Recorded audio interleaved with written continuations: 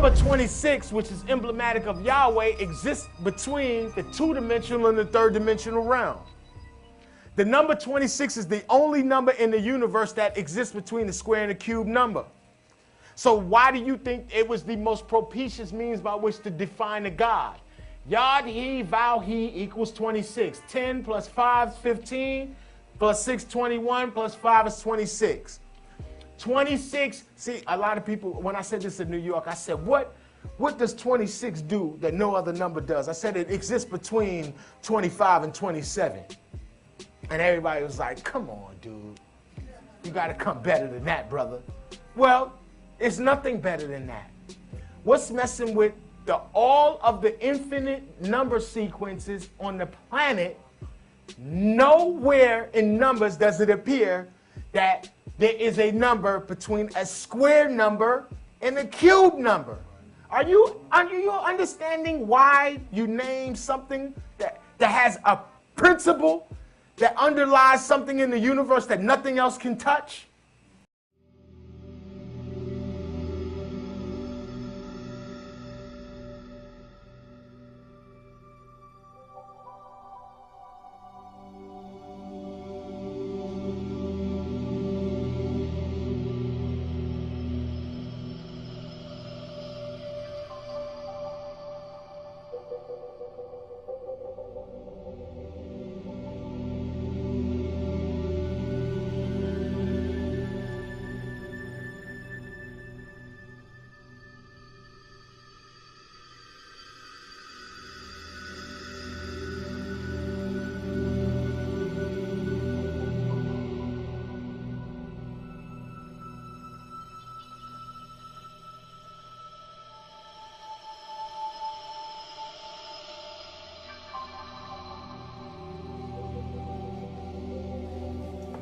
The 231 gates by which light code transmissions take into manifestation. From this particular wheel that you see, these encoded scriptures right here, there are 231 gates connecting everything to the center. The center emanates outward and then emanates back to itself through your thinking patterns. Yes. Next.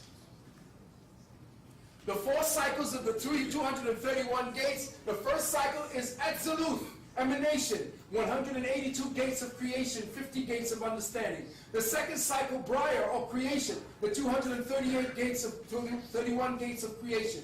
The third cycle, Yetzirah, formation, the 231 gates of initiation. This is why I started here.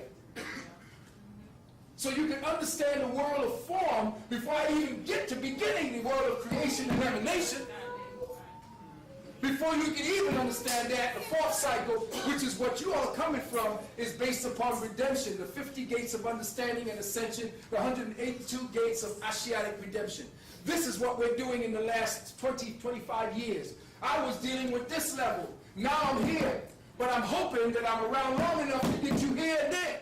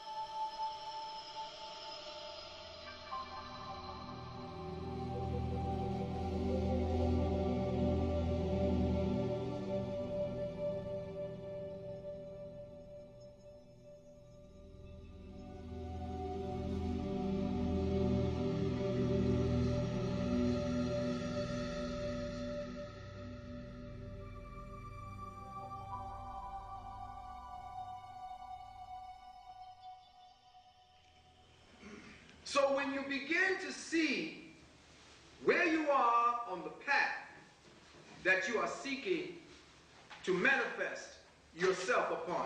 Check to see whether or not you are on the reality tip or whether or not you're following the truth. Because if you're seeking truth, I'll see you later.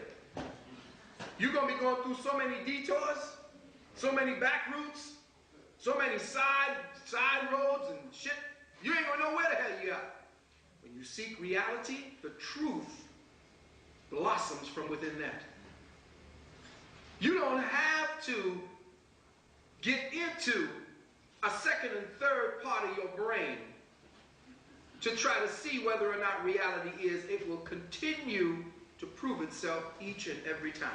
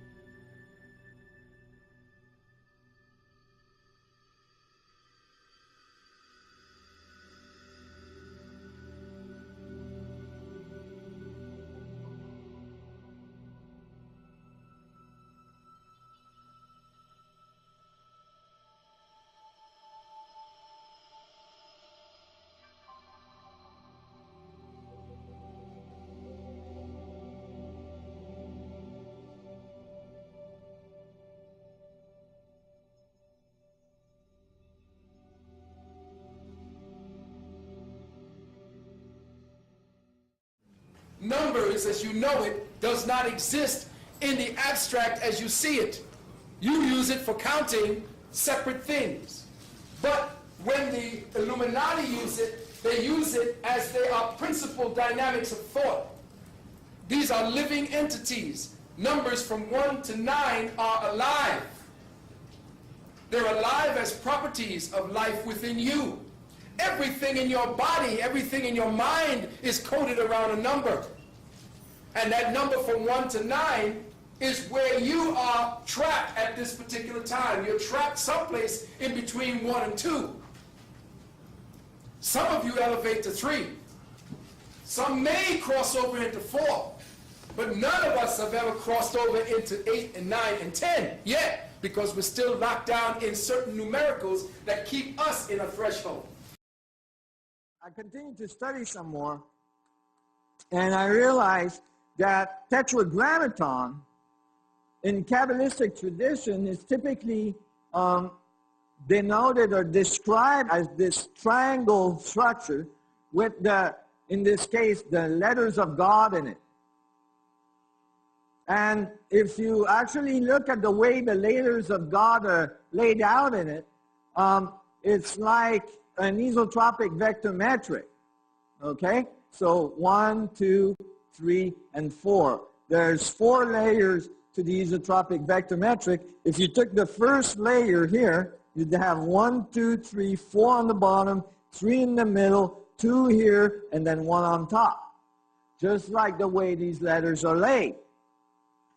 And the Kabbalistic tradition are very clear that you shouldn't take the letters at face value, that actually each letter has a mathematical number attached to it, and that it's the numbers that have a meaning as well. So if you look at the numbers of the tetragrammaton, then it's 10, 5, 10, 6, 5, 10, and 5, 6, 5, 10, and they all add up to 72. And sure enough, in the Bible and various texts, you find that the number of God is 72, or the number of faces of God and the great name of God is 72. So it all works. It's really nice. The thing is that this is only a male God.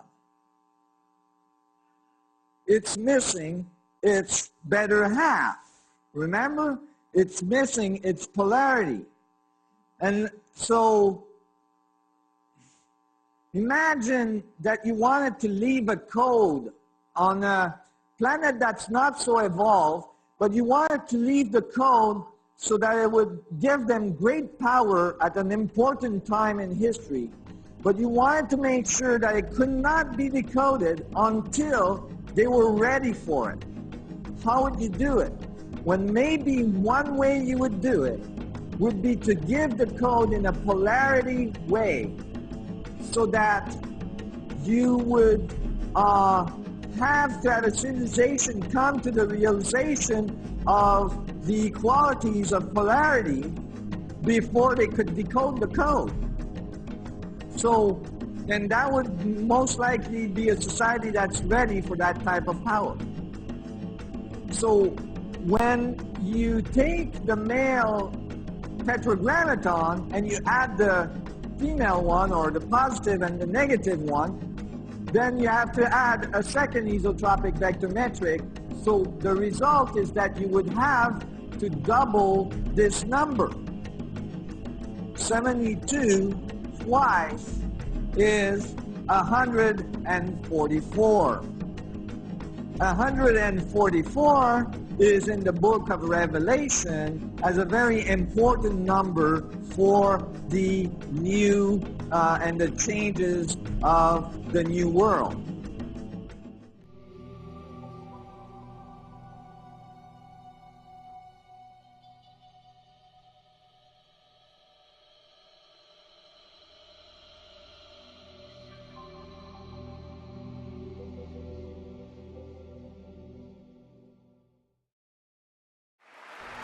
Let me tell you something, brothers.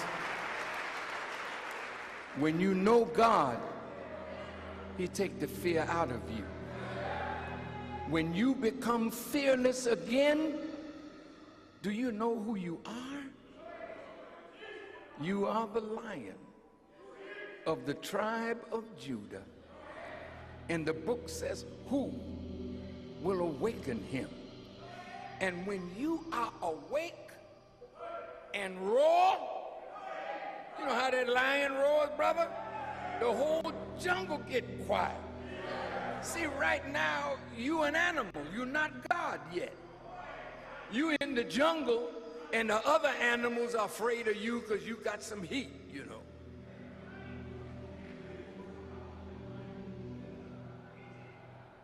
But when you become the man of God that you are born to be, brother, you don't need a gun.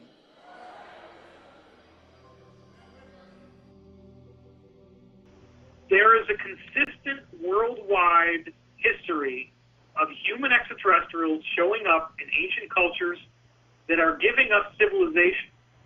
They're giving us religious constructs, which of course become convoluted and go towards the negative.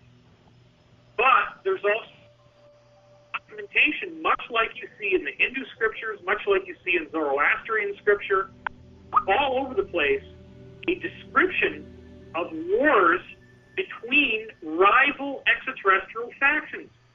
And the good guys have always been there, and they're hierarchical. You got to remember, in the Bible, there's multiple types of mighty ones, or Elohim. Angels being the bottom of the hierarchy. Then have archangels. Then have what are called virtues. Then have what are called powers. You then have what are called cherubim. And finally, at the top, you have what are called seraphim. And when you look at this hierarchical structure, specifically you go up into the higher levels, the seraphim always are shown as having 6 wings. This is how they're described. Now, William Henry made a convincing argument at our conference that we recently did together, that he invited me to do, and I accepted, that the 6 wings would actually represent the double tetrahedron. These beings do manifest the geometric Merkaba, what Richard Hogan's been talking about all this time, when they come out. The other thing he said that I found really remarkable is that many, many of these traditions talk about the seraphim as serpent beings. And it's in the Bible, and there's documents of this, there's drawings of this, and there's other cultures that refer to serpent beings as well. He makes the argument that what they are calling the serpent is actually the end of a wormhole that appears when these beings show up. So you now have a being that shows up in a double tetrahedron, which is the 6 wings, with the wormhole behind him, hence